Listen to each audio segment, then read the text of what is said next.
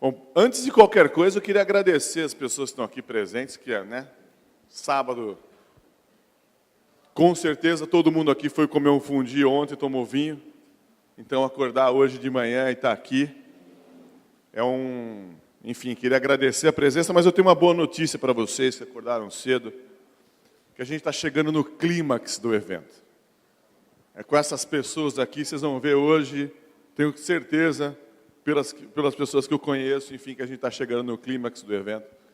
E o tema, falar sobre pesquisas e tendências.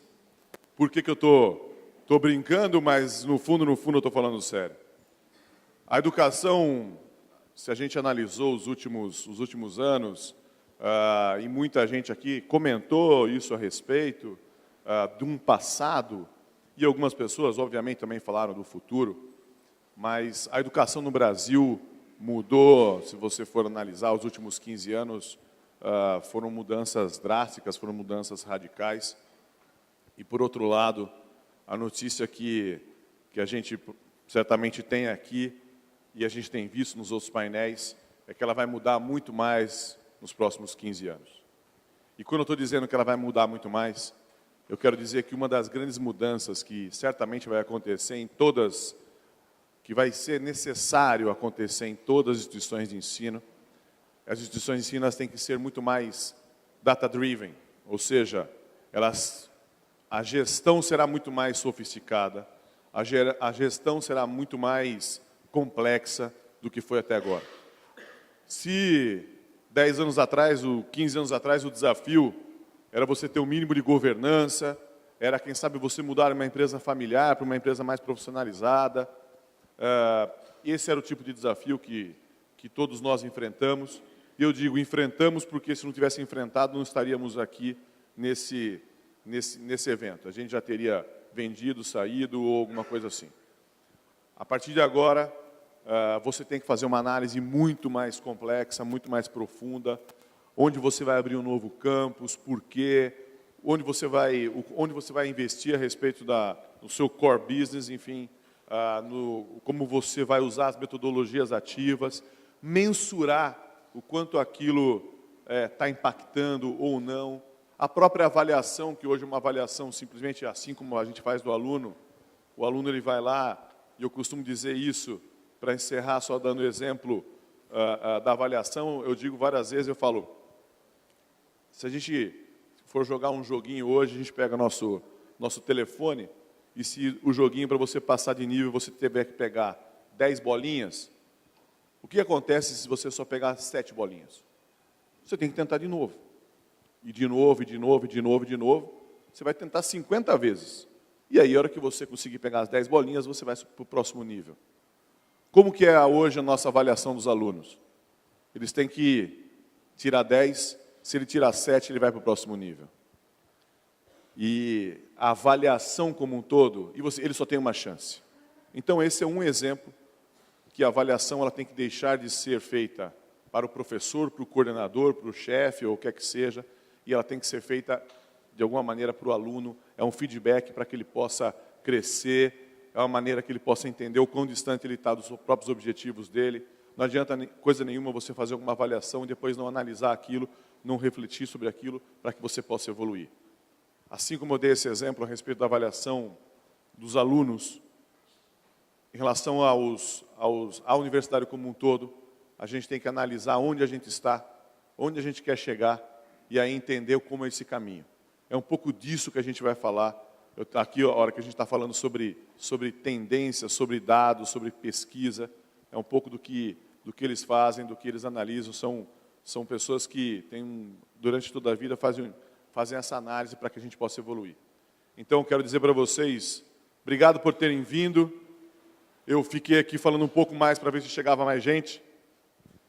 Queria agradecer, então, a presença de todos vocês e queria, então, chamar para começar o nosso debate o Trivelato, fundador da Educa Insights e da Saga. Muitos de vocês já conhecem o Trivelato, trabalham com vocês. Trivelato, conte para a gente o que vai acontecer e quais são as tendências da educação. O que vai acontecer com o ensino superior. Olá, pessoal, bom dia. Bom, antes de mais nada, agradecer o comitê da BMS por ter dado essa oportunidade de novo. A gente esteve no ano passado lá no Nordeste falando um pouco sobre educação à distância. Esse ano a gente vai falar numa outra perspectiva, uma perspectiva qualitativa e da experiência do aluno de educação à distância. E o Gustavo ontem falou aqui que, e todo mundo votou naquele momento, que a gente aprende praticando. Eu diria que as instituições hoje no Brasil aprendem sobre educação à distância na tentativa e erro. Mais de 80% das instituições aprendem sobre educação à distância na tentativa e erro. E a gente vai mostrar um estudo que a gente fez. A gente matriculou e passou mais de 6 meses matriculados em 16 instituições de ensino. E aqui tem algumas coisas importantes sobre essa experiência que a gente teve, e a gente, de fato, praticou essa vida do aluno nas instituições de ensino.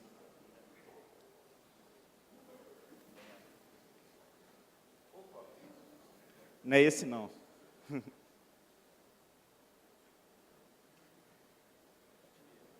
Tentativa e erro, exato.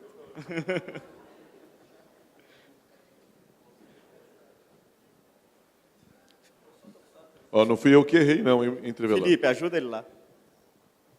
Bom, mas o que foi esse projeto? A gente matriculou em 16 instituições e viveu desde o processo de captação até a matrícula, avaliação, boas-vindas, todo o ciclo de vida do aluno. E a gente teve um aprendizado importante sobre como as instituições estão funcionando na perspectiva do EAD. E aqui, agora um pouco mais, todo esse material está disponível no estande do Grupo A, então, algumas vezes eu vejo todo mundo tirando foto, etc., quem precisar pode pegar lá. A primeira coisa que a gente falou no ano passado é o seguinte, que entre 2020 e 2023, o EAD é maior que o presencial. E se você, ano passado a gente só tinha o dado do censo de 2014, o de 2015 está mais acelerado do que a gente projetou. Então, para a gente na Educa, é óbvio que essa tendência ela é real. E a gente vê portaria, a gente vê tecnologia evoluindo, a gente vê alguns elementos que aumentam esse cheiro de que o EAD vai passar ao presencial. Então, na hora que a gente olha lá atrás, você tinha 26% do mercado, isso é pelo último censo, era EAD. E aí, 3 coisas estão acontecendo. A primeira lá é que as 50 maiores instituições vão ter EAD. Só isso já leva essa projeção para quase 38%, que são as PUCs, as confessionais e grandes instituições privadas com fins lucrativos que estão entrando nesse mercado. O segundo ponto é da distribuição, que são essas instituições tendo maior volume de polos, e a portaria vai ajudar, obviamente, nisso. E o terceiro ponto, que também é real, é que o portfólio do EAD vai estender. Então, no início, o EAD era só os cursos de educação, depois virou educação e tecnólogos de gestão, depois virou toda a área de negócios, e agora virou engenharia, saúde, outras carreiras. Se isso tudo acontecer, a gente tem, mais ou menos 40% nesses próximos 2 anos. E entre 2020 e 2023, o EAD ultrapassa o presencial. Vão ter vários modelos de EAD. E uma coisa importante que acho que tem que ficar claro é que hoje o aluno do EAD ainda é bem diferente do presencial. O aluno do EAD, primeiro tem uma concentração maior de mulheres, porque ainda alavancado nos cursos de pedagogia, tem mais de 30 anos, todos estão trabalhando, contribuem para a família, tem uma renda menor, mas o mais importante é isso aqui, grande parte do aluno EAD tem o preço como principal elemento da tomada de decisão. Então, não adianta ser muito romântico na expectativa de criar um EAD completamente disruptivo e fora do preço do segmento. E aí, eu queria mostrar para vocês esse gráfico. O que é esse gráfico? Ele pode parecer confuso à primeira vista, mas aqui é a dispersão de preços do aluno EAD e aqui é a dispersão de preços da oferta presencial. EAD está completamente concentrado até R$ 300, R$ 350. Toda a oferta de EAD, tem alguns aqui tentando fazer coisas diferentes? Tem, mas 90% da oferta é até R$ 300. E eu não quero fazer um juízo de valor se isso é melhor ou pior. Tem muitas instituições que cobram R$ 300 que têm 50%, 60% de recomendação dos alunos que estão lá. Mas o preço que é esse jogo hoje é esse preço até R$ 300.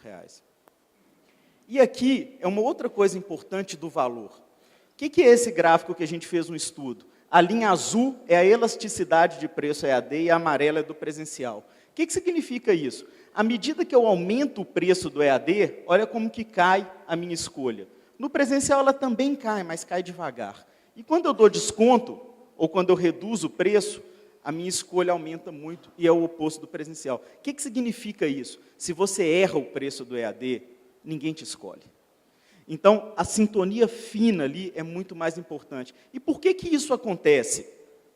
Isso acontece porque o EAD é muito dependente da marca. Aqui eu peguei um exemplo ilustrativo de uma série histórica em cima, na cidade de São Paulo, e aqui outros municípios do estado de São Paulo.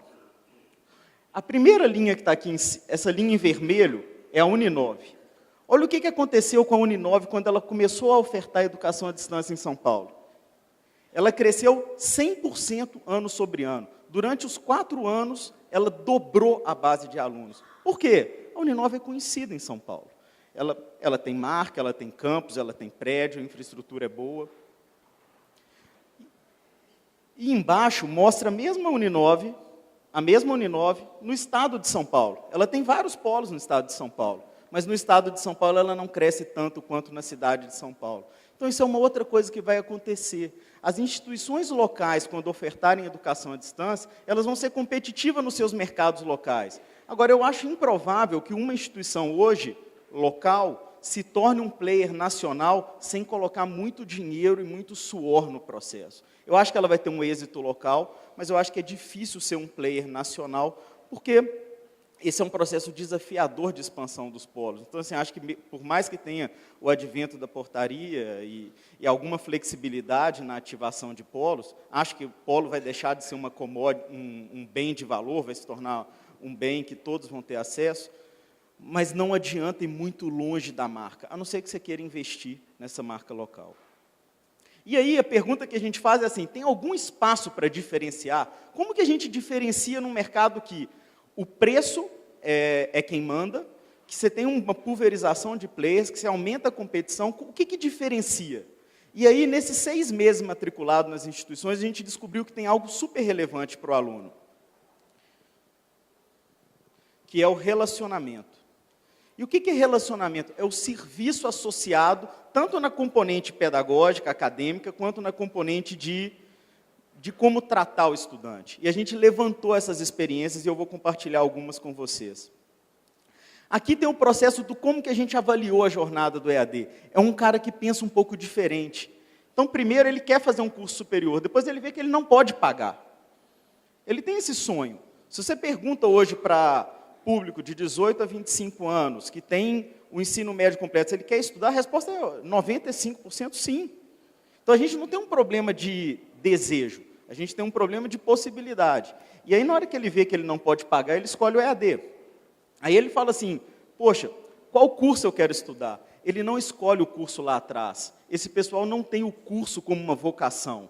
Ele quer estudar. Depois ele vê qual curso ele quer fazer, qual que ajuda mais no trabalho, e ele colhe opiniões por ali. E aí ele fala assim, caramba, eu quero estudar algum curso, qual que é a melhor instituição? Depois ele faz a prova.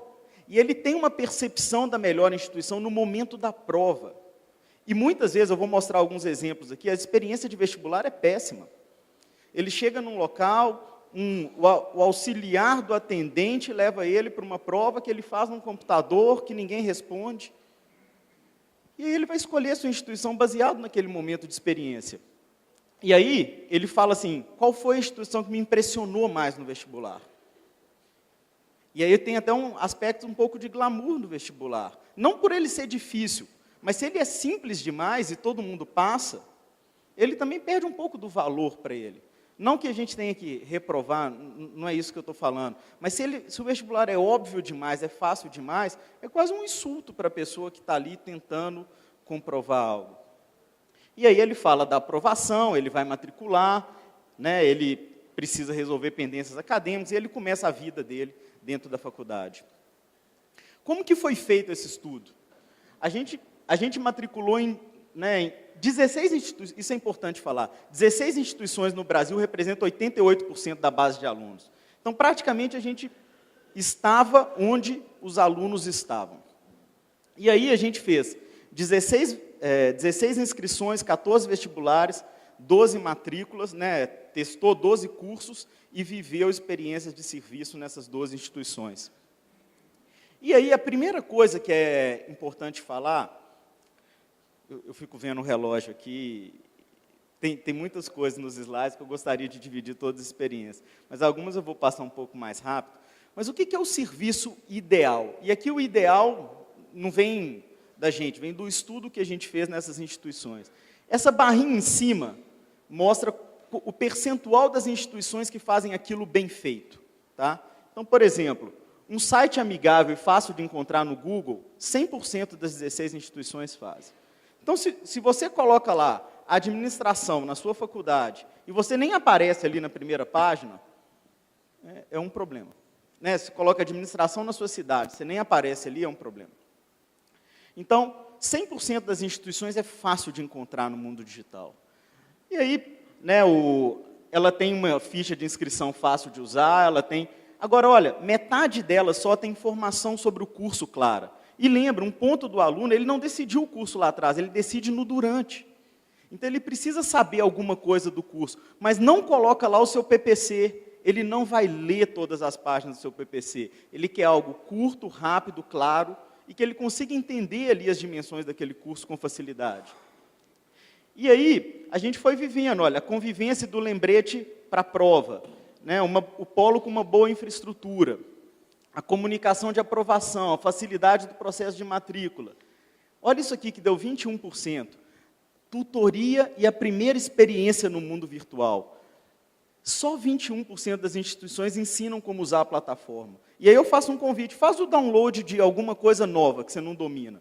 E sai usando no primeiro momento. A gente demora para aprender um pouco. Se você baixa um programa novo no seu computador, você demora um pouco para aprender.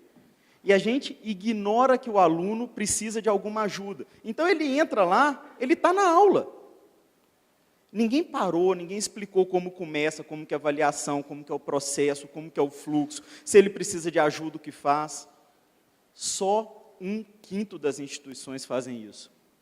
E aí a gente, né, o acompanhamento sobre as atividades, os materiais, essa flexibilidade na resolução de pendências, enfim, uma série de variáveis, que algumas eu vou mostrar os exemplos, muito mais no sentido lúdico, para a gente ver esses exemplos, a gente tem isso tudo sistematizado.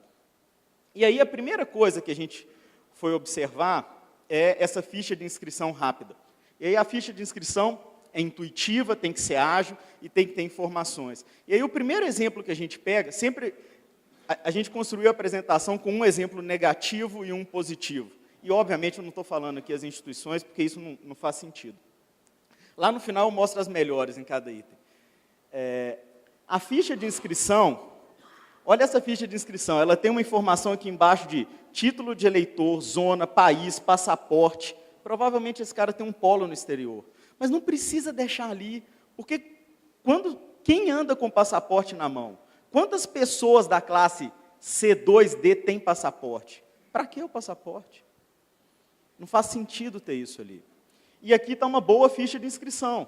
Você escolhe o local, você escolhe o curso, você coloca 3 informações, você passou para a próxima etapa. Então, é muito importante que a ficha de inscrição seja curta, fácil de ser preenchida e um processo intuitivo. A gente quer que aquilo seja rápido. O segundo ponto que a gente analisou foi a clareza daquilo que está exposto ali para o candidato. E aí, é super importante você explicar para ele quais são as etapas. Porque ele não sabe, ele nunca fez vestibular, pessoal. Então, você explicar para ele, olha, você vai fazer uma prova, depois alguém vai te ligar, depois você tem que trazer documentos. É importante você explicar as etapas. E aí, você precisa de acompanhar esse candidato. Porque ele pode ter dúvida, ele pode não ter um dos documentos, ele pode querer enviar parte dos documentos e depois outros. E aí, a gente pegou um processo que, em uma das instituições, antes de fazer o vestibular, a gente recebeu uma mensagem assim, querido calouro, a gente foi aprovado antes de começar, em uma das faculdades. Por quê? E isso não é proposital da instituição. Às vezes a pessoa que está lá trabalhando na base de dados, ela troca os nomes, mas isso é sério. Isso cria um impacto importante. Então aqui a gente recebeu uma mensagem sem ter realizado o vestibular, outra faculdade ligou para a gente 127 dias depois. Porque, obviamente, para fazer o estudo, a gente não foi fazer o vestibular antes de alguém nos convidar a fazer o vestibular. Uma instituição a gente matriculou em outubro, e só em fevereiro ou janeiro que ela ligou para a gente. E outra mandou 16 vezes a mesma mensagem. Mandou a mesma mensagem. Todo dia chegava no SMS a mesma mensagem. Obviamente, a gente não teve o cuidado de pensar nessa relação com o aluno. Já outra instituição nos acionou 8 vezes no call center, e aqui o importante é assim, você teve um certo dinamismo e uma qualidade no atendimento. Era um call center que ligava sem ser um call center. E aí ele nos ligou 8 vezes, mandou 10 e-mails com conteúdo falando da nossa escolha, mandou 15 SMS durante 4 meses de relacionamento. E aí o Felipe, que está em todas essas mensagens aqui, é o Felipe Ueno, que trabalha na Educa, ele fez todo, de alguma forma, ele moveu o censo em 16 matrículas nesse censo 2017.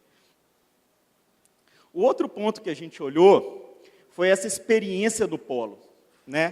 Como que é essa experiência de chegar até o polo? E aí, de novo, o modelo anterior fazia com que a gente buscasse qualquer polo que aceitasse assinar e que tivesse as condições ali condições mínimas para que fosse autorizado. Não importa muito se esse polo era bom, se o gestor que estava lá era competente, isso a portaria vai ajudar, antes tinha um valor muito grande no ativo polo. E aí, desculpa, aqui estou falando da experiência da prova, tá, do vestibular. Olha essa prova aqui. A prova tinha a lógica da questão era o seguinte, aqui tinha um prédio começando a ser construído, aqui tinha metade construída e aqui o prédio estava todo construído. E aí você tinha que marcar ali 1, 2 e 3. Caramba. Outra prova, você podia imprimir a folha de redação na sua casa. Também não parece fazer muito sentido. Ao passo que a gente viu outras provas que tinham algumas questões mais complicadas, ou que tinham múltiplas opções de temas para a prova. E aí a ideia não é ser difícil para a pessoa não passar, mas é ser sério o suficiente para ela acreditar que ela está entrando numa instituição que vai oferecer algum avanço para ela. Aqui está a parte do polo presencial, que eu falei um pouco já. Olha esse polo. Parece, eu sou mineiro, vocês já devem ter percebido. Parece aqueles lugares que você compra dólar no centro da cidade, sabe, com a porta de ferro, tudo trancado, antigo. O laboratório de informática, sabe, abandonado. Isso foi um polo que a gente fez vestibular. Mas a gente também fez um vestibular num outro polo, que tinha um laboratório de informática, que tinha uma cantina, que tinha uma área externa. Isso cria uma boa impressão. Por mais que o seu modelo não seja alavancado em polos, você pode ter um modelo 100% online. Não tem problema se essa é a sua opção. Mas você mandar o seu aluno, o seu candidato, num lugar que não conversa com a sua marca, minimamente, não faz muito sentido. Um outro ponto que a gente analisou foi a parte de desconto e flexibilidade. Isso é uma outra coisa importante. Tem 2 formas da gente usar desconto. Ou a gente usa desconto para atrair o aluno, ou a gente usa desconto para o aluno fechar com a gente, escolher a nossa instituição. Se a gente usa para atrair o aluno, você vai ter o desconto no outdoor, etc, etc. Se a gente usa para fechar, durante o processo de seleção, você usa o desconto em algum momento para que ele efetive a escolha dele, mas ele já está te escolhendo. E aí a primeira instituição, olha isso, no dia 30/11 a gente ganhou 8% de desconto, no dia 5/12, 18%, no dia 6/12, 27%, no dia 3/1, 36%. Eu falei assim, Felipe, espera que a gente nem vai pagar. Pô, não adianta fazer isso todo dia. Isso aí só incentiva o aluno a esperar mais. Outras instituições deram um print para a gente aqui de tudo que é desconto. A gente conversando no chat, ele colocava lá 50 tipos de desconto. Ela dava um print screen lá e enviava todos os tipos de desconto. Obviamente isso não ajuda. Outras instituições tinham uma política um pouco mais clara, né? Eles davam um pouco menos de desconto, ou davam incentivo. Enfim, a questão de desconto é polêmica, mas a forma de dar o desconto é importante que fique um pouco diferente. Aí aqui no final a gente fez algumas experiências como aluno. E a primeira coisa é o ambiente de aprendizagem. A primeira coisa é ter um ambiente claro, um ambiente que funcione, um ambiente onde você saiba onde está a tutoria. Vou passar um pouco mais rápido, mas a gente tem isso catalogado. E aí o ambiente de aprendizagem, vários deles são muito antigos, parece um blog. Sabe? Você entra lá dentro, você não tem uma experiência legal. E aí, hoje em dia, é bem claro que as ferramentas de mercado são, muitas vezes, bem melhores do que o desenvolvimento próprio. Isso é lógico, porque se você pega, por exemplo, a Blackboard, que tem 1,5 milhão de alunos no Brasil, e você tem uma ferramenta que atende os seus 10 mil alunos, quando você tem que fazer uma melhoria, o custo da Blackboard fazer uma melhoria no Brasil divide por 1,5 milhão. O seu custo divide pelos seus 5 mil alunos, 8 mil alunos. Então, é claro que essas ferramentas vão desenvolver muito mais rápido. E aí, aqui você olha, por exemplo, esse aqui é até da Anhembi Morumbi, eu não tenho problema em falar que trabalhei lá há muito tempo, é um ambiente muito mais amigável de look and feel e de experiência para o aluno. E não é só estético, tá, pessoal? É estético mais funcional. Uma outra coisa que a gente olhou foi a comunicação com o aluno. Isso me deixa chateado porque, assim, às vezes no processo comercial a gente bombardeia o aluno de comunicação. E no processo acadêmico a gente nunca fala com ele. Das 16 instituições, a gente não foi na aula em nenhuma. A gente não fez nenhuma atividade até que alguém nos pedisse para fazer. Das 12 que a gente estava cursando, só 2, 10 não fizeram nada.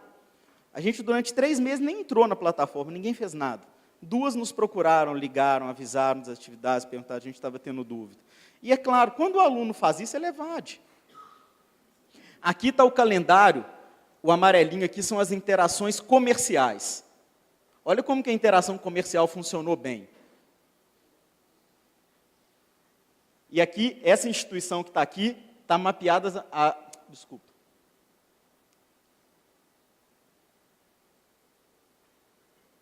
Aqui estão as interações comerciais dessa instituição, mas as interações acadêmicas, financeiras, nunca aconteceram. Já essa outra instituição, as interações comerciais funcionaram até o dia da matrícula, depois a gente teve interações acadêmicas e financeiras. E isso é um relacionamento, pessoal. É construir esse relacionamento e entender em cada momento ali como que a gente vai tocar esse aluno. E, de novo, a maior parte das instituições fazem um pouco melhor o comercial que o acadêmico, por mais que a função fim dela seja a questão acadêmica. Depois a gente trabalhou a questão de materiais. E aí, ainda reina aqui no Brasil o modelo do PDF. Você está lá, você tem um baita de um ambiente de aprendizagem, você clica lá, você tem um PDF. E você estuda sozinho por esse PDF. Né? Aqui nem está o número de páginas, é um PDF de 30 e tantas páginas. Já algumas outras instituições têm uma diversidade muito maior. Tem um e-book, tem videoaulas, tem exercícios, tem jogos, simulações.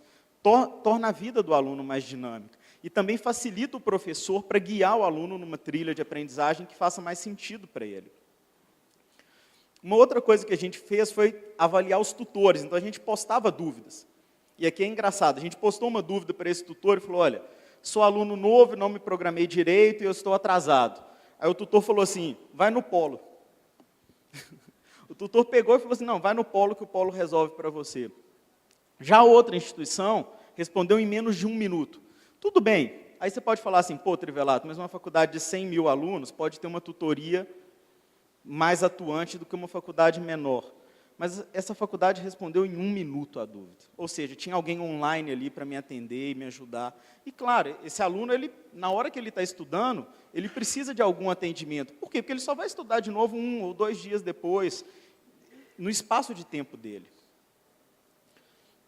E aí, pessoal, para finalizar, no meu 1 minuto e 20 que falta aqui, como que seria a instituição ideal? E aí a gente foi pegando, eu tomei a liberdade de colocar aqui as instituições que foram melhores avaliadas dentro dos nossos critérios e cada uma das dimensões. Então está aqui, olha, ficha de inscrição, a Unopar, comunicação e segurança, Sesumar, proximidade, clareza com o aluno no relacionamento, a Laureate, o vestibular, a Uninter, os melhores polos, a Sesumar, como aproveitar o impulso do vestibular, né? Que ele fez o vestibular, como você convence ele, a Sesumar, os descontos e a flexibilidade, Uniaselv, e a matrícula, que a instituição facilita um processo de matrícula fácil. Opa, foi o claretiano. E aqui agora da parte de vida do aluno dentro da instituição. Quem foi o melhor ambiente virtual, mais claro e intuitivo? Sesumar. A melhor acompanhamento do aluno? Sesumar. Diversidade de materiais? A Laureate, foi aquele exemplo que eu mostrei lá. A rapidez e flexibilidade com os tutores? Sesumar. A facilidade para resolver pendências acadêmicas e financeiras, Uniaselv.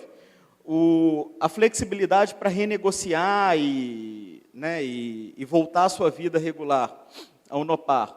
A rematrícula e a parte de cancelamento foi a Unopar e a Uniaselv. Obviamente, a gente fez um universo dos maiores players. Claro que tem instituições que fazem isso e a gente não capturou aqui no processo.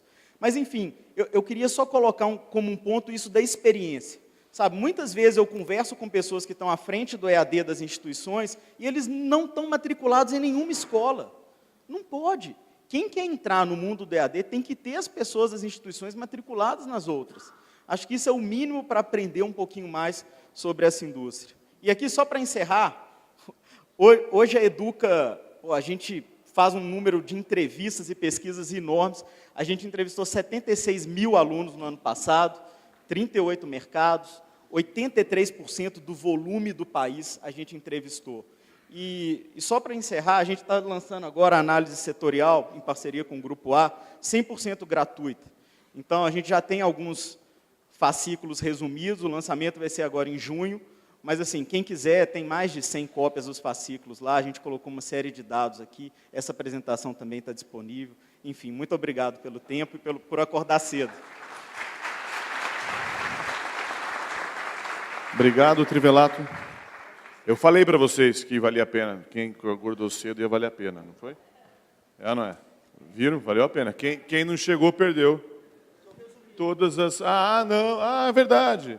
Depois você vai, para quem chegou atrasado, você vai contar um pouco o que o Trivelato falou. Tem razão. Para continuar um pouco nesse tema, eu queria chamar o Bruno Giardino, é analista de investimentos então, do Banco Santander, e vai, quem sabe, continuar um pouco aí o tema que o Trivelato nos provocou e nos inspirou aqui.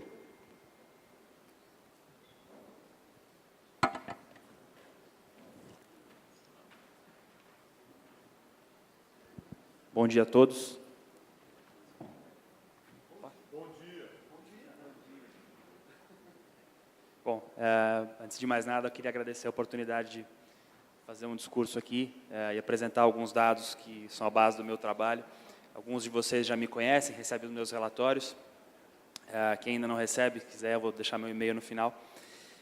O meu trabalho é em análise de investimentos e a princípio deve soar estranho, né? Porque que um analista de investimento está fazendo aqui?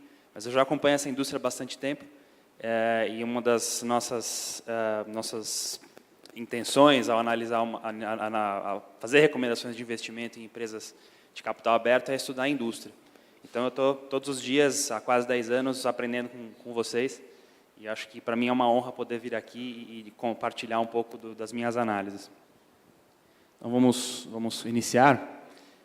Eu acho que o mercado de AD cresce mais rápido que o presencial, acho que vocês sabem muito bem disso, eu não preciso falar muito.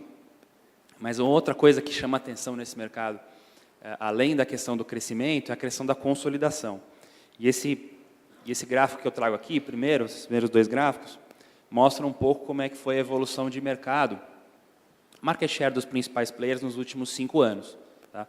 Então, a gente olha no gráfico à esquerda, né, a gente tem 48% do mercado dominado por 5 players, 52% dominado pelos demais.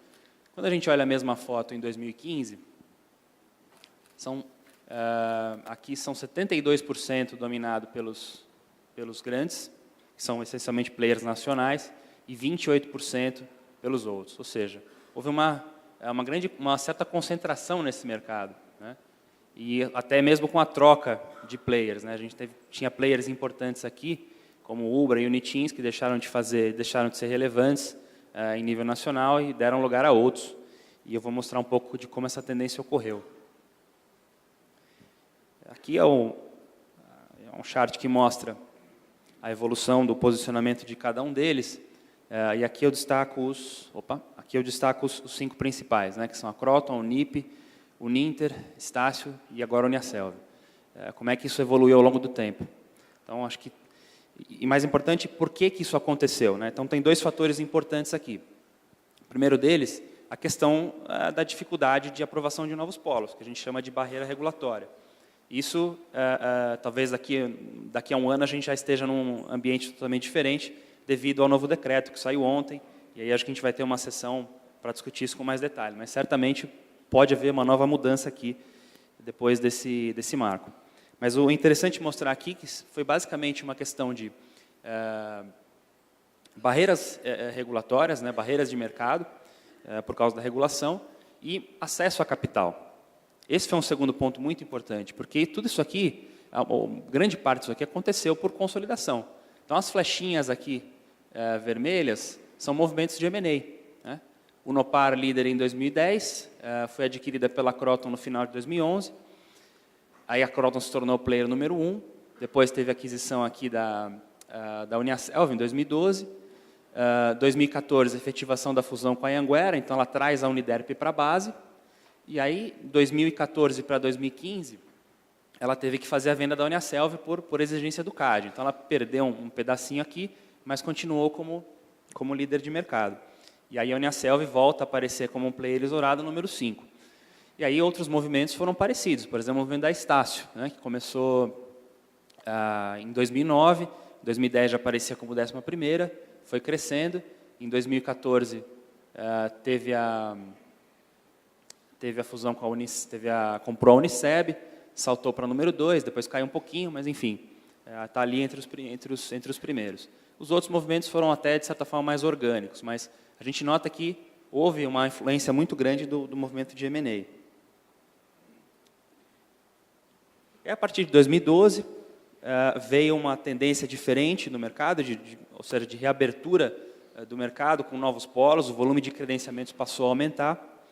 E com a ajuda de uma lista inicial que eu obtive no MEC, acho que foi em 2013 ou 2014, se não me engano, eu passei a catalogar diariamente todos os novos credenciamentos e aumentos de abrangência que foram registrados. Então, eu consegui, ao longo desse tempo todo, uma base de dados relevantes sobre os credenciamentos de novos polos. Então, esse aqui é um resumo em número de polos dos novos credenciamentos e aumentos de abrangência que ocorreram de 2012 a 2017. Tá? Então, essa base contempla aqui até o final de maio, até ontem. Houve uma aceleração a partir de 2015, e isso veio muito por conta dos aumentos de abrangência. Aquele pedido em que a instituição já tem o credenciamento EAD e pede uma expansão, né, para aumentar o alcance dos polos. Então, isso foi o que deu volume, em termos de número de polos, às novas aberturas. No total, são, de 2012 a 2017, quase 2.100 novos polos em atividade. Em atividade, não sabemos se estão realmente em atividades, mas pelo menos credenciados pelo MEC, e muito disso veio pelo aumento de abrangência. Aqui é um outro recorte dessa informação, que é a respeito do ano em que esses pedidos foram catalogados. Né? Então, pelo código do sistema EMEC, dá para ter uma ideia de que ano esses pedidos entraram, né? Que ano os pedidos foram feitos. E a curva e as colunas em cinza mostram que ano que esses pedidos entraram. E a curva em azul, o ano em que esses pedidos foram efetivamente concedidos. Né? Então, a gente nota que correu uma onda aqui, e essa onda se reflete aqui. Agora, como tem muito polo ainda aguardando aprovação, é razoável esperar que essas barras cinzas aqui, que na verdade mede o ano em que o pedido entrou, elas tenham continuado crescendo ao longo dos anos. Né? Então, provavelmente a projeção desse gráfico, assumindo que a forma de credenciamento dos polos continuasse a mesma, e a gente sabe que isso pode ter mudado, deveria indicar um crescimento muito grande aqui de novos polos acontecendo de 2017 para frente. Né? Deveríamos ter uma aceleração aqui para frente. E aqui é quem se beneficiou, ou quem conseguiu os polos nesse período. Né? Aqui no chart à direita a gente tem por instituição, e aqui como se fosse um market share dos novos polos, ou seja, quem que se beneficiou dessas aberturas. Né? Os players atuais, de 1 a 5, né, os 5 primeiros, tiveram 29% dos novos polos, de 6 a 10 tiveram 22% dos novos polos, e os outros 49%. Então, quer dizer, de aqui do lado direito, como é que isso se distribuiu? Né? Então, 71% dos polos ficaram na mão dos outros, né, que não são os top 5, e os top 5 conseguiram 29%. Então, isso aqui indica que Se esses outros players conseguirem de fato executar, talvez a gente tenha daqui a 5 anos uma diluição daquele gráfico inicial que mostrava uma concentração muito grande, que mostra uma concentração muito grande, ano de 2015, que é o último dado que nós temos, no mercado de AD. Então, as portas estão realmente se abrindo e a gente tem aqui um cenário, pelo menos até 2017, de potencial diluição de mercado. Tá? E aí, deixa eu voltar um pouquinho, a gente sempre se perguntou nas nossas análises o que aconteceria quando esses players, que a gente chama de players locais, aquilo que o Trivelato mencionou na apresentação dele, que são aqueles caras que têm a marca do presencial na cidade, mas lançam o EAD, o que aconteceria nesses mercados quando esses players entrassem? Esse foi um tema levantado pelo João Vianney, da Roper, fazer os créditos aqui, há algum tempo, e a tese inicial era de que esses caras conseguiriam fazer bastante sucesso, porque eles têm apoio na marca, e eles então conseguiriam crescer a partir disso no EAD. A partir de 2015, ficou fácil fazer, não fácil, mas ficou possível fazer esse estudo, porque a gente tem os dados de... Opa, avancei um pouquinho demais aqui. Ficou relativamente possível fazer o estudo, porque a gente tem informação de novos polos abertos desde 2012. Então, o estudo foi nada mais foi do que cruzar a performance dessas novas instituições nos seus municípios com os dados do censo de 2015. Né? Então, ainda não é uma leitura, diria, completa, mas já é um primeiro indício de como é que é a performance do player local em EAD. Então, o estudo foi feito pegando 48 novos credenciamentos, que ocorreram de 2012 a 2014. Isso gerou, foram 229 combinações de instituição em cidades, então a gente chama isso de uma entrada, ou seja, uma instituição A numa cidade B. Então, foram 229 combinações. Em 69 delas, havia um player local, um player que já tinha a unidade presencial naquela cidade, oferecendo o EAD. E a gente classificou como a entrada bem-sucedida a instituição que teve 2,5% de market share na captação no primeiro ano, ou 5% em 3 anos. Por que 2,5% e por que 5%? Sinceramente, foi um critério que eu peguei, que eu achei justo. A gente pode variar esses critérios para ver como é que fica o resultado da análise final, mas esse foi o ponto de partida. Um pouco na tentativa e erro aqui, Trivelato. E aí, tem uma tabela em inglês, eu peço desculpas pelo... Opa.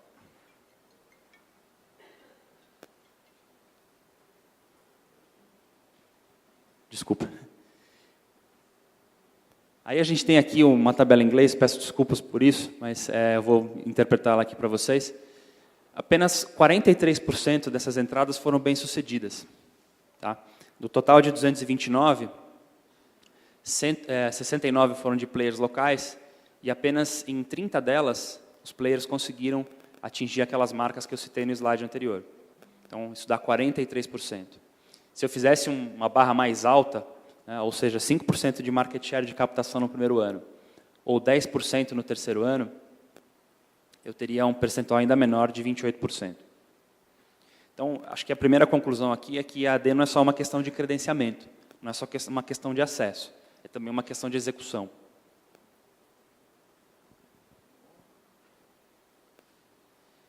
Aí, o que acontece em geral nessas entradas? A gente nota que há uma diluição dos players nacionais, o que é, obviamente, um pouco lógico. Né? Você tem um player novo que vai ganhar seus alunos, isso vai trazer uma diluição daqueles players que dominam o mercado, que, na maioria dos casos, são players nacionais. E isso é o que tem aqui no gráfico à esquerda. Né? Aqui são os diferentes mercados, as cidades, e o que ocorreu com o market share combinado dos players nacionais. Então, houve uma queda na maioria desses mercados. Em apenas alguns deles houve crescimento. Só que quando a gente olha o que aconteceu com a captação desses players de forma combinada, a gente nota nenhuma correlação. Ou seja, em algumas cidades, por exemplo, Duque de Caxias, São João de Meriti, Nova Iguaçu, Itaperuna, Recife, houve crescimento. Então, quer dizer, sim, está ocorrendo uma diluição do player nacional, mas ele, em alguns casos, está crescendo. Então, vem a pergunta, a entrada dos players locais está estimulando o mercado ou está meramente roubando o market share dos players nacionais? E a gente mostra que em 73%, a análise mostra que 73% das cidades, o volume de captação cresceu acima da média nacional, entre 2012 e 2015, que foi de 12%. Então, existe sim, talvez, um estímulo ao EAD que vem da entrada desses players locais, ou seja, vai ter o player local lá fazendo propaganda, mostrando o produto, e acho que isso talvez possa deixar um pouco mais familiar para o aluno com relação a respeito do EAD.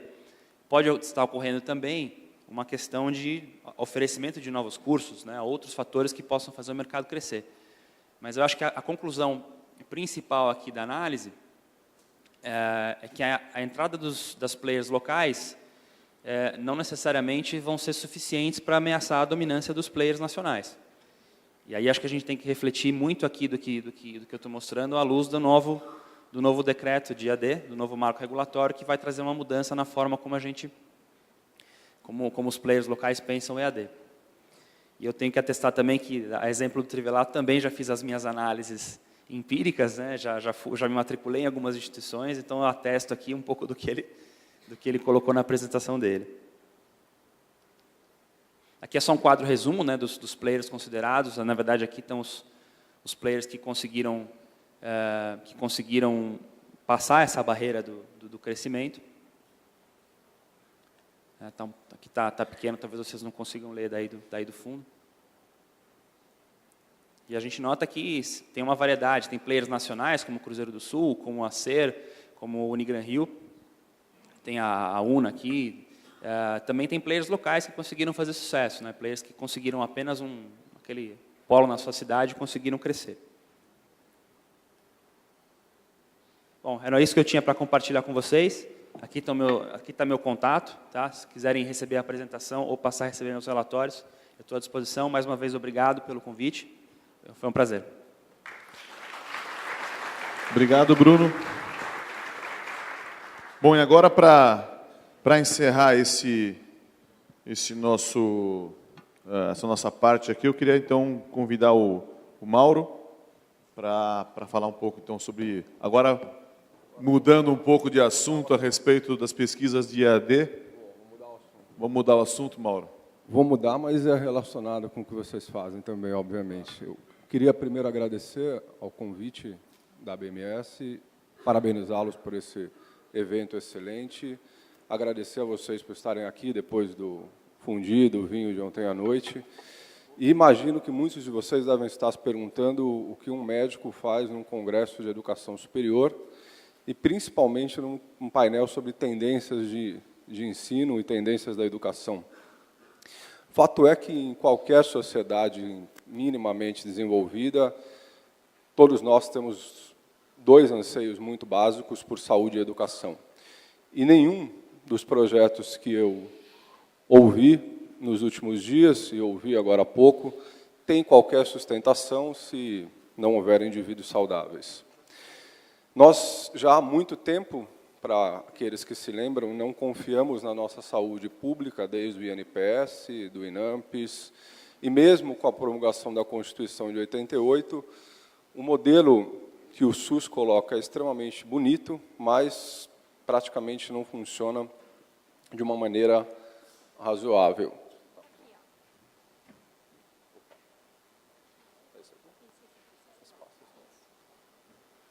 Eu queria, antes de mais nada, perguntar se alguém aqui na plateia confia ou entrega 100% da sua saúde na mão da saúde pública. Alguém? Tirando os nossos ex-presidentes, presidentes atuais, alguém? Ninguém? Quem confia em plano de saúde? Quem tem atendimento, o seu atendimento em saúde, da sua família, da sua empresa, em plano de saúde? Muito bem. Então, estamos todos no mesmo barco. E, hoje, a saúde privada, infelizmente, caminha para o mesmo paralelo que a saúde pública se apresenta. Se eu fizesse a mesma pergunta convidado aqui, daqui a 10 anos, provavelmente metade de vocês já vão responder que não tem mais plano privado. E em 20 anos, a previsão que a área de saúde tem é que praticamente nenhum de vocês, a não ser os extremamente abastados, consigam efetivamente financiar isso de modo coerente. Essa mudança é tão profunda que hoje a saúde empresarial, que é aquela que vocês obviamente participam, e a saúde privada do Brasil se confundem, porque 90% desta saúde é financiada pelas instituições de vocês.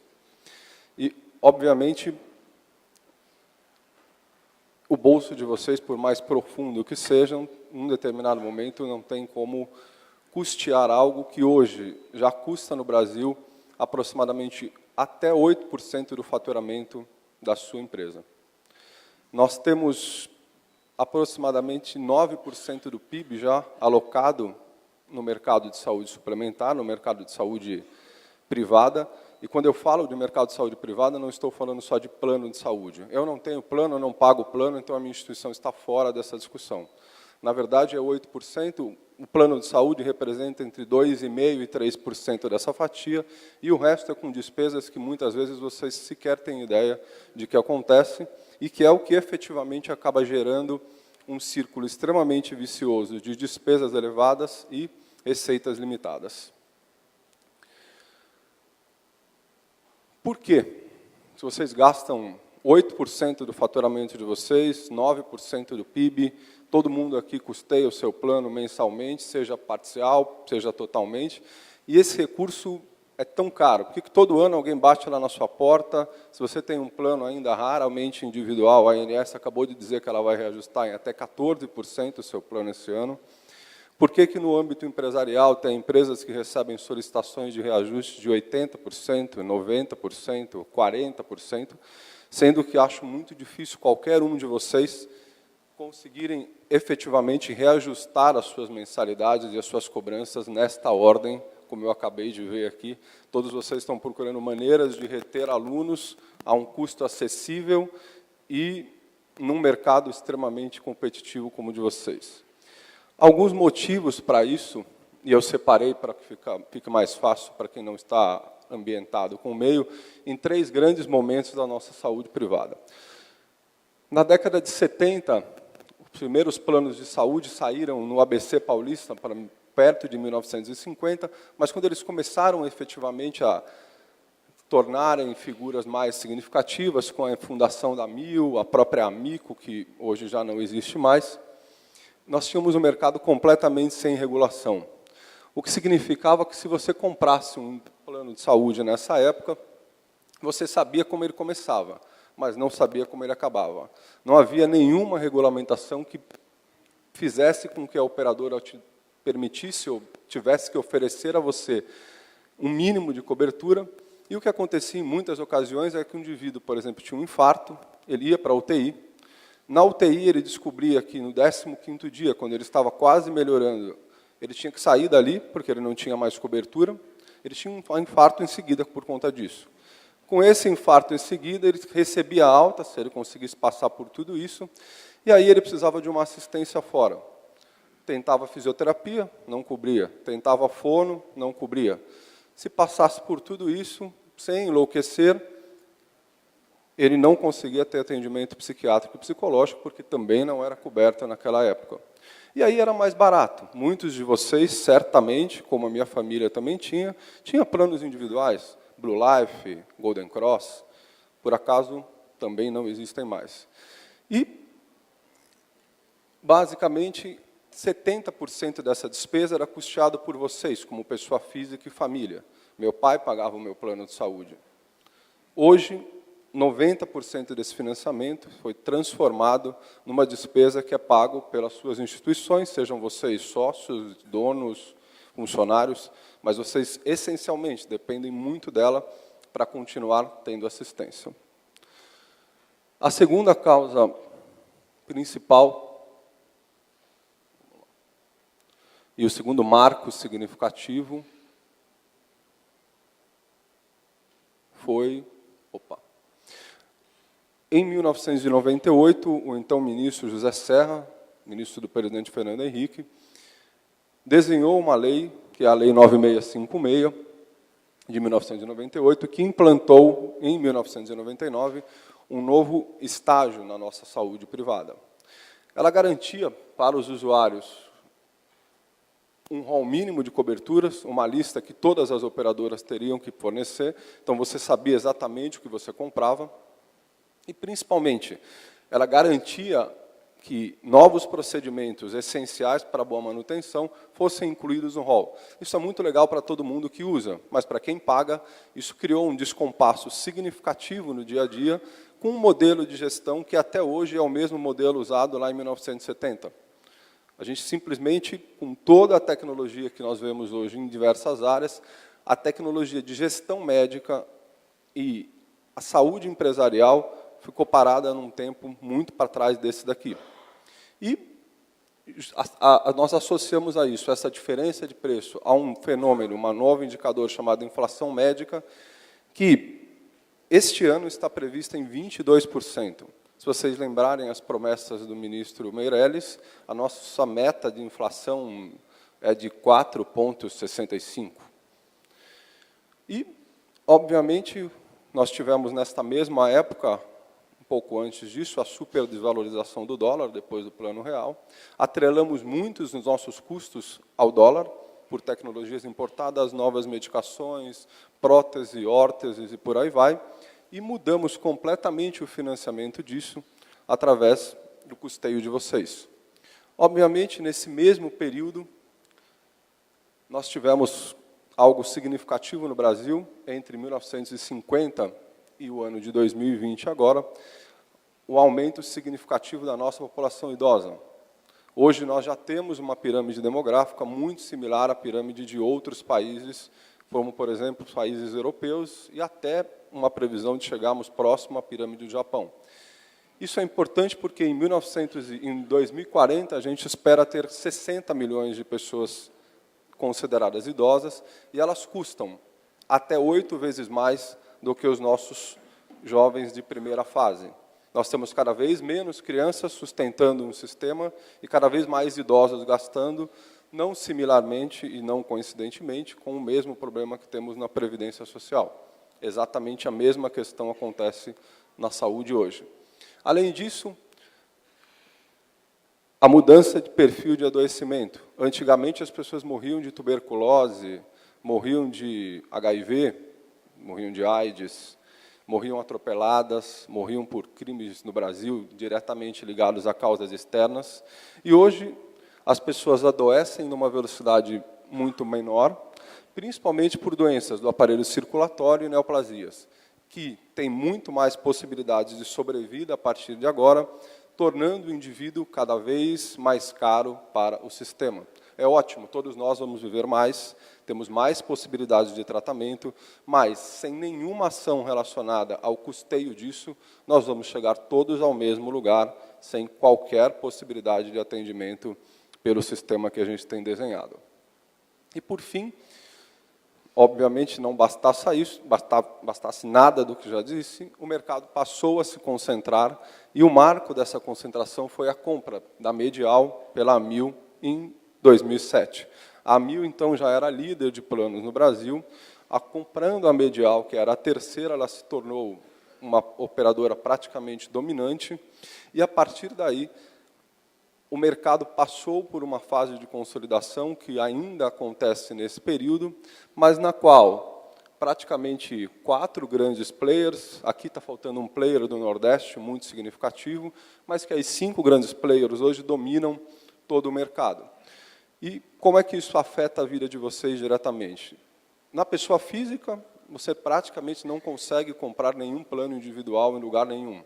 Então, se você deixou a sua empresa já numa faixa etária mais avançada, acabou o seu direito de extensão ao plano, e você precisa comprar um plano individual, hoje você só consegue através dos planos individuais, digamos, disfarçados, os planos de adesão, os planos vendidos por instituições de terceiros, o que faz com que todos nós, em algum momento, precisemos recorrer há planos empresariais para sobrevivermos.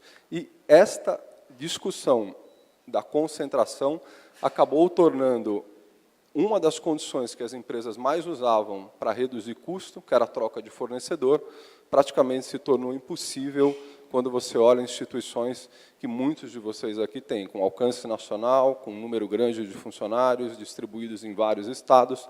Hoje, praticamente, você conta no dedo os locais onde você pode levar a sua massa de vidas. Teve uma vez, a última vez que eu fui fazer... Há mais ou menos 1 ano e meio atrás, eu participei de um fórum, obviamente não de educação, e sim de saúde, e um dos participantes desse fórum, que era dono de uma instituição de grande porte no mercado varejista, contou uma história de como ele se sentia cada vez que alguém discutia com ele sobre reajuste de plano, sobre aumento do absenteísmo, sobre investimento em ambulatório. E ele disse que ele tinha muito medo de avião. Embora tivesse toda vez que entrava num avião, ele, em cada turbulência, achava que o avião ia cair. E, nessa discussão, ele me apresentou a um paralelo que eu trouxe para vocês hoje acompanharem, também para trazer um pouco aí de humor para uma discussão tão pesada. Teve uma vez, a última vez que eu fui fazer minha mãe uma peça em Salvador, deu merda na ida e na volta. Na ida, quando eu entrei no avião, um avião para 300 passageiros, só tinham 30 passageiros e um padre. Eu falei, esse aqui vai cair com certeza. 30 passageiros só para mim é uma parada tipo assim, ó, acabou pra gente aqui, ó. Na volta de Salvador, tô eu quietinho dentro do avião, daqui a pouco, goteirinha, ó, tinha uma goteira na minha perna. Dormência na hora aqui, ó. Chamei a moça e falei, oi, estamos com uma goteira aqui na perna aqui, ó. Ela falou, quando chegar no Rio eu resolvo. Falei, falta 50 minutos, amor, para chegar no Rio. Não vem não que essa merda dá um curto-circuito aqui, gente. Mas o meu maior medo, né, quando o avião tá subindo lá, quando o avião já tá lá em cima, que o avião faz assim, ó. Daqui a pouco faz assim, ó.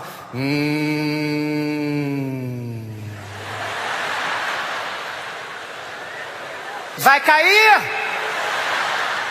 Tá no ponto morto! Outro dia eu voltando de São Paulo, trovoada, chovendo a beça aqui no Rio, o avião não conseguia descer de jeito nenhum, o cara ficou taxiando. Daqui a pouco o piloto fala assim, só temos mais 40 minutos de combustível. Pra que fala isso pra gente? Eu fiquei assim no relógio, ó. Faltava 10 minutos pra chegar pra 40, o avião não tinha descido, eu tava quase levantando, falando, falta 10 minutos pra morrer nessa merda, hein? Tá faltando 10 minutos pra morrer. Pensando, quer saber? Morrer, morreu.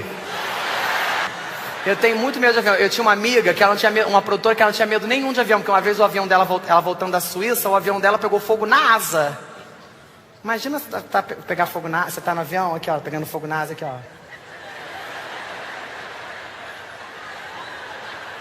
Era uma moça. Tá pegando fogo na asa. Como é que a gente faz?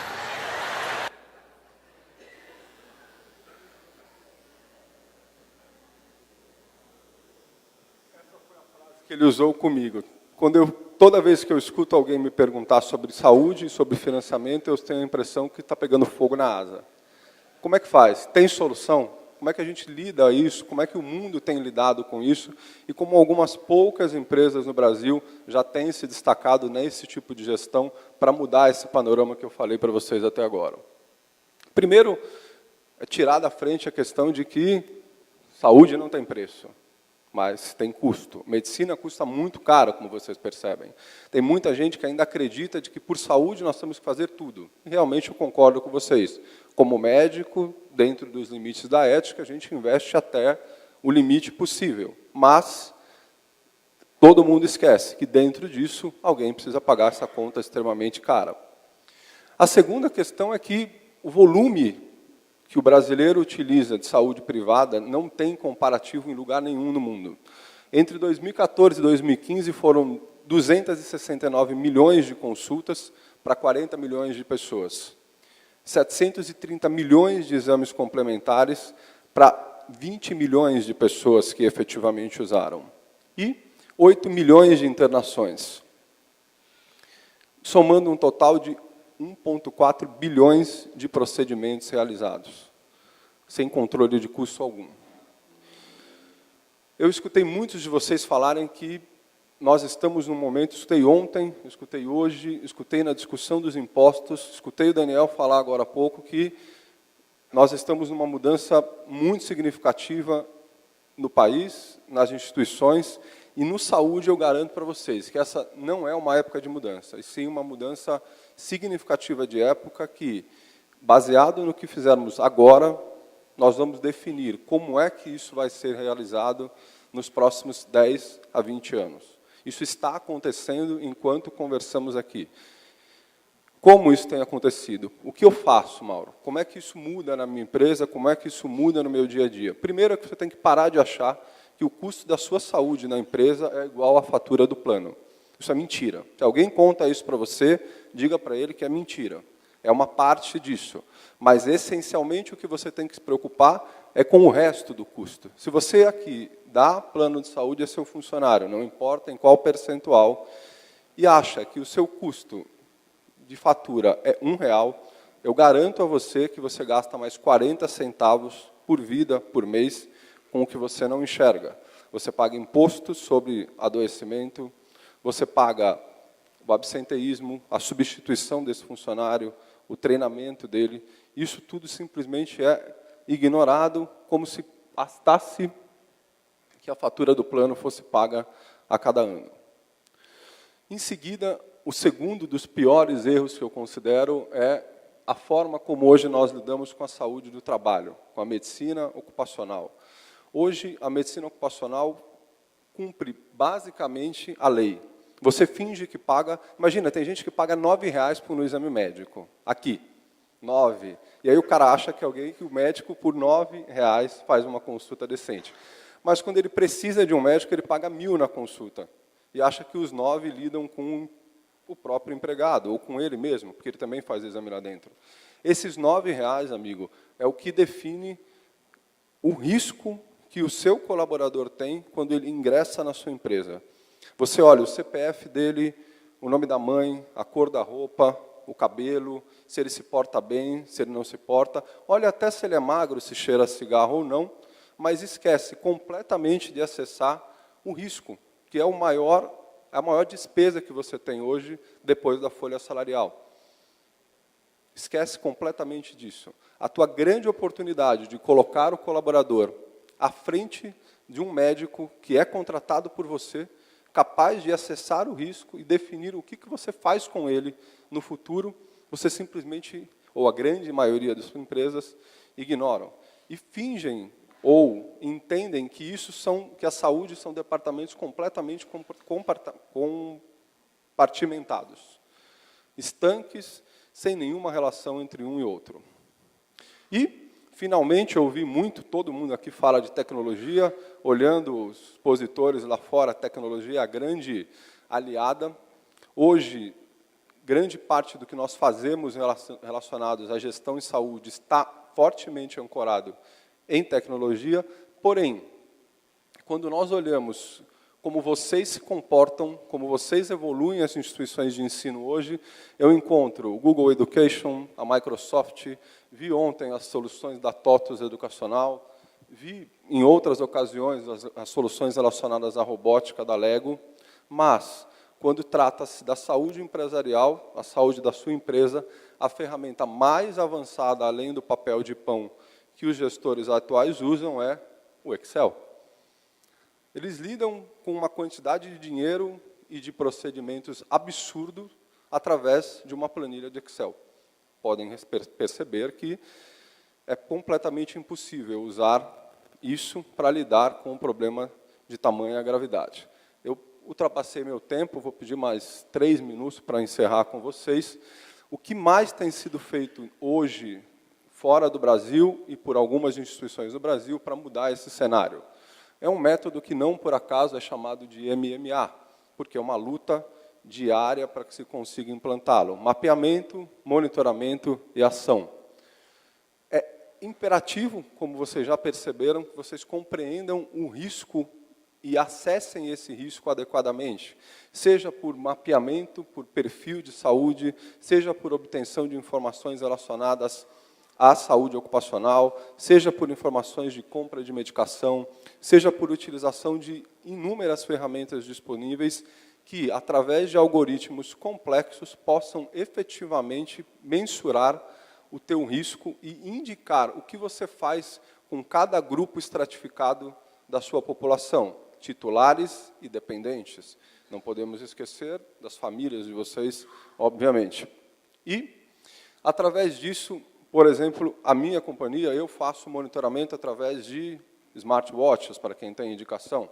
Quando qualquer um tem uma alteração, ou os indivíduos acompanhados têm uma alteração significativa da sua frequência cardíaca ou da sua pressão arterial, tem alguém olhando que isso está acontecendo, alguém identificando que essa pessoa de alto risco está sendo acompanhada e é capaz de consultar tudo o que acontece com esse indivíduo naquele exato momento e decidir qual a ação que deve ser tomada em cada um desses grupos para cada um desses indivíduos.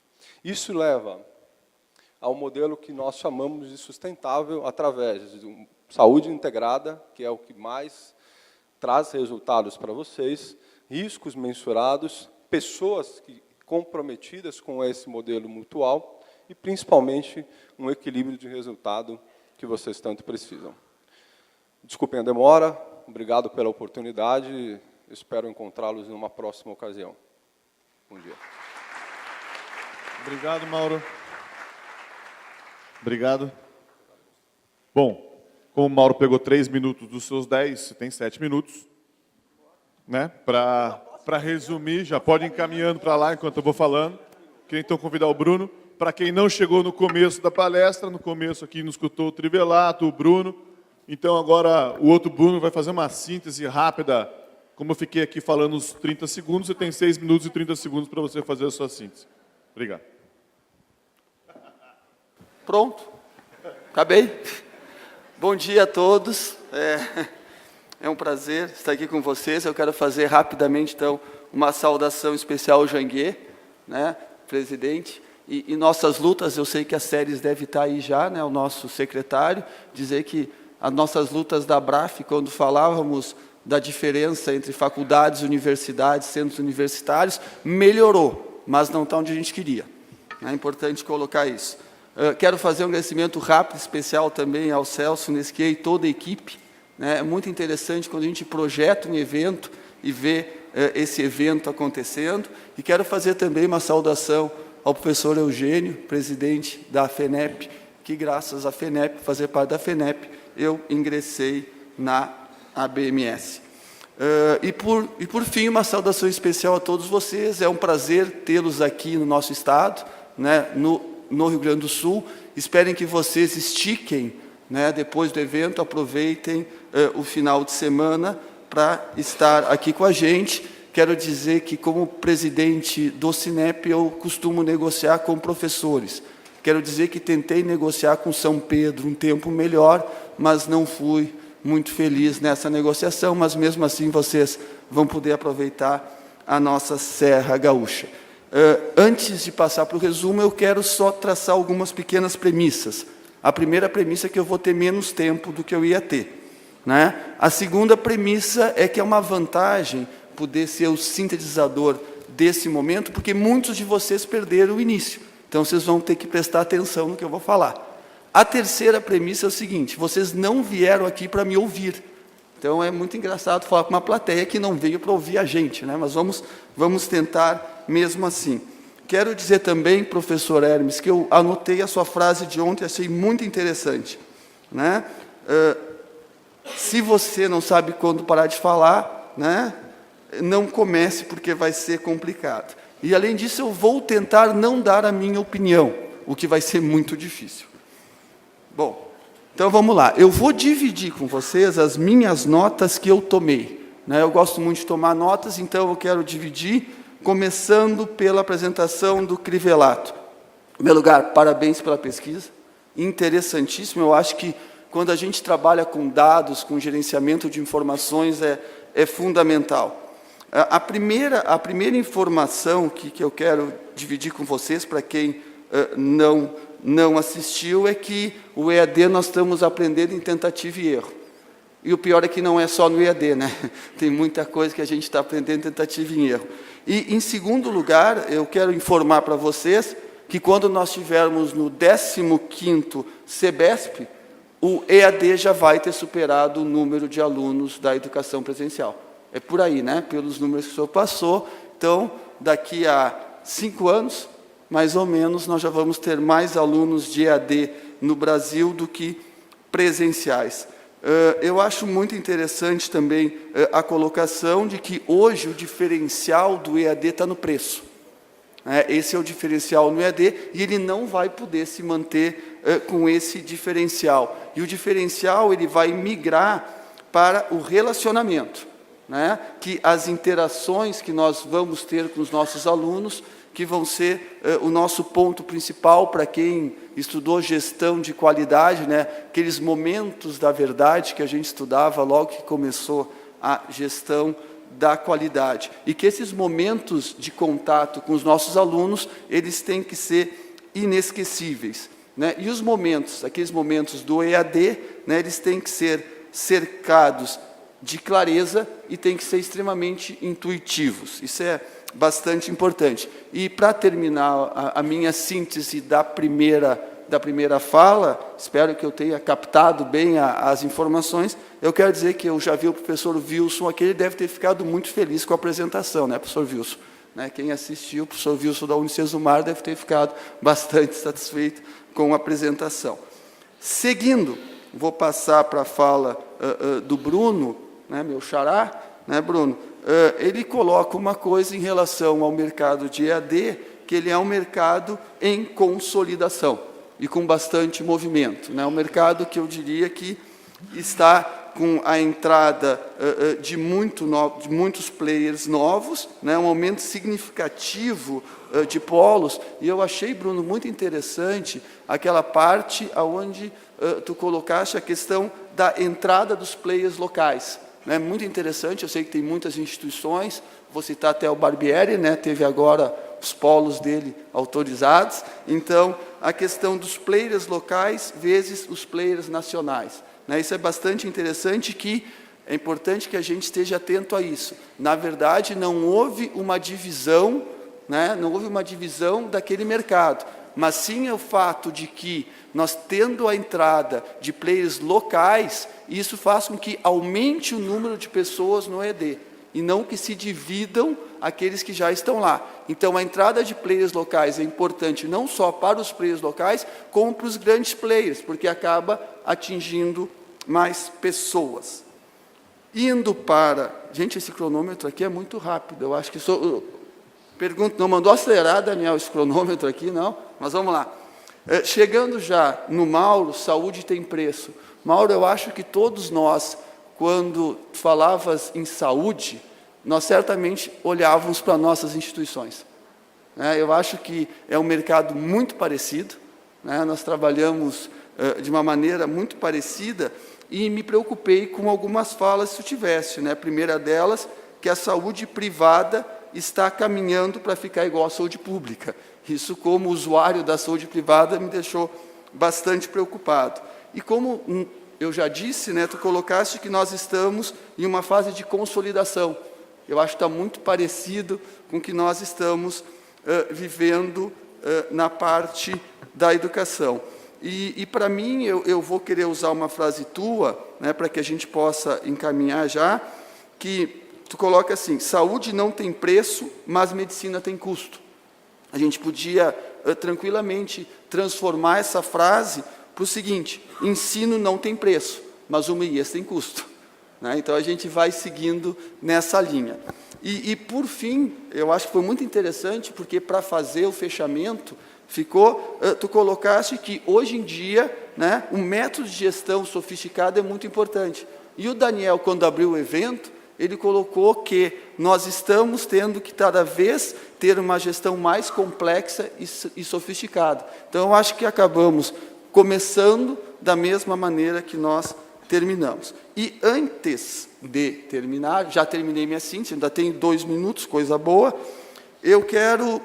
se falou muito em humanismo aqui, e eu quero poder terminar essa minha fala com uma mensagem que eu recebi por WhatsApp, né? A gente sabe que a gente sempre está com o WhatsApp, e eu acho que, por mais se fale em tecnologia, por mais se fale em inovação, a gente tem que trabalhar sempre com a questão humana, né? Com os valores e com a questão humana. E nós estamos atravessando no nosso país um momento bastante complicado, né? E eu recebi para mim uma mensagem, já recebi por WhatsApp, já recebi por Facebook, e que para mim diz para mim muito desse momento que nós estamos vivendo. E me tocou muito, e espero que toque vocês. E ela diz o seguinte: para cada pessoa dizendo que tudo vai piorar, existem 100 casais planejando ter filhos. Para cada corrupto, existem 8.000 doadores de sangue.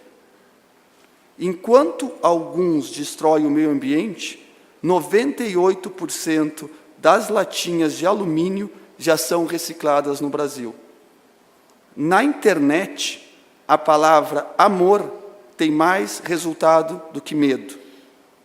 Para cada muro que existe no mundo, se colocam 200.000 tapetes escritos "Seja bem-vindo". Enquanto um cientista desenha uma nova arma, há 1 milhão de mães fazendo bolinhos de chocolate. Com isso, a conclusão é que existem mais pessoas que querem o bem do que pessoas que querem o mal. Muito obrigado por essa oportunidade de estar com vocês aqui.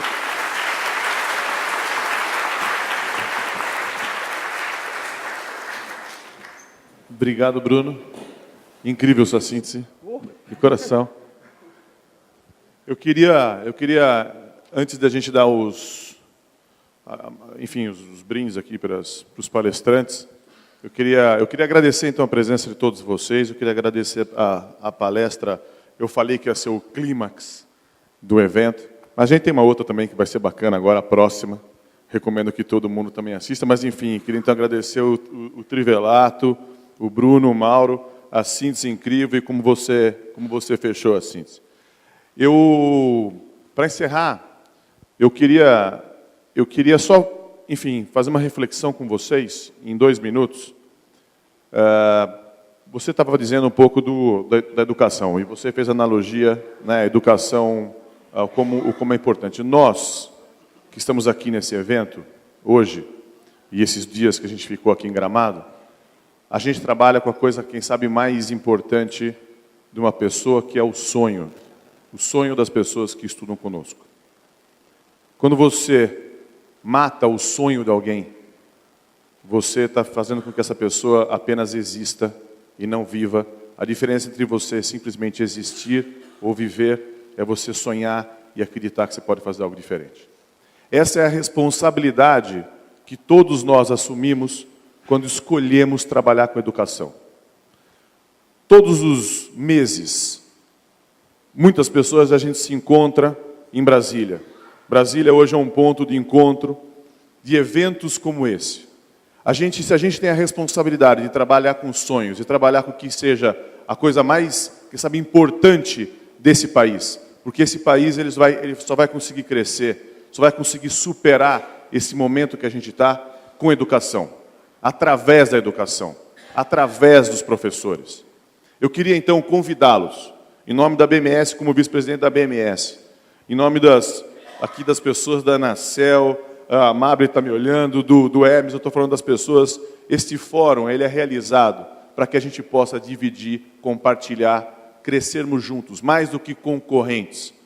Nós estamos todos com a mesma responsabilidade perante o Brasil, perante as instituições de ensino. Então, o que eu queria era, imaginem quem não veio aqui, a quantidade de informações, de aprendizado, de troca que a gente está levando e que, quem sabe, nossas instituições sejam melhores com o que a gente tem aprendido nessas palestras. O que eu queria é convidá-los, quem não frequenta Brasília, que frequente Brasília, que a gente tenha o tempo inteiro momentos que a gente possa aprender um com o outro, porque aí sim a gente vai construir o Brasil que a gente quer, a educação que a gente quer. Eu digo que tem gente que está escolhendo mudar de país, e a gente resolveu mudar o país. Esta é a nossa responsabilidade. Eu queria que não ficasse só aqui em Gramado, mas que a gente continuasse essas discussões, esse debate. Então eu faço o convite aqui em nome de todo mundo da ABMS e de todo mundo que compõe aqui esse fórum, que é esse o desejo de todo mundo. Agradeço demais. Quem não viu as palestras aqui, o Trivelato falou, lá no Grupo A, e está tudo filmado, vocês acessem o site, que foi muito legal. Obrigado de coração, vocês aqui, obrigado pelas palestras. É um prazer a gente estar junto.